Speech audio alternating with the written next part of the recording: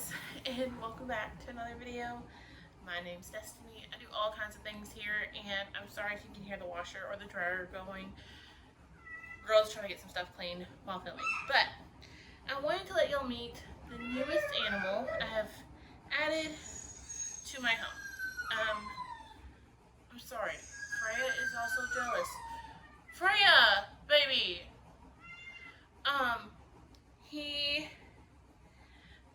I'll explain a little bit of his story and how I come to have him once I show you to him because he's currently biting me because he wants to go. Meet Fred. This is Frederick George, as I have lovingly named him. When he came to me, he already had the name Fred. I got asked to keep it, and so I said, okay, well, I'll keep it. But all my animals, if you've been around here for a while, all have two names, and so Fred needed a second name. And Fred George did not sound right to me, so he got Frederick George. George, because he is the most curious kitten I've ever met. Yeah, so I'm going to let him go so he can stop biting me. But Fred, so on Tuesday of last week, my sister calls me and says, hey, would you want to foster a kitten? We all know at this point that if I foster it, I don't foster it, it comes to live with me. It is not my kitten. I asked her what she meant, and she said, well, a friend of ours, used to be a mutual friend of ours, has a kitten that if she does not get him out of her home, she will be evicted. She didn't pay the pet deposit, she cannot have a pet. But he is the cutest little thing. Warning now for animal cruelty. I will put a timestamp down below in here if you don't want to hear about what happened. But his mother was hit by a car, and she found him cuddling his mom, trying to wake her up.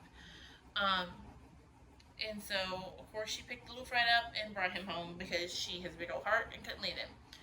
Well, Nene sent me a picture, and Keenan, I don't know what happened to him. One day he was here, I remember leaving for work and telling him, hey Bubba, I'm running late, I'll feed you when I get back, you still have a little bit of food.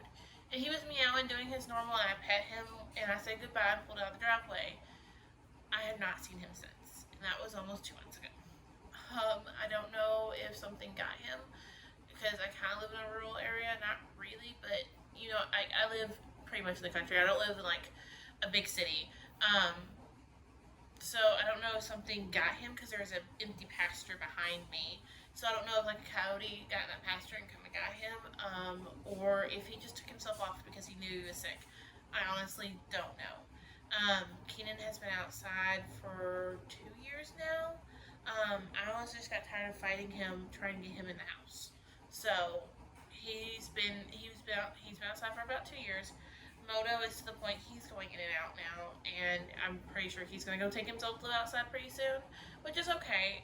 I had made peace with something was going to happen to Keenan when he started deciding to stay outside. Like, I mourned that and made peace with it, because being outside is a dangerous place for a pet. He had a collar that had my number and everything on it, that showed he had his rabies shot and who he belonged to.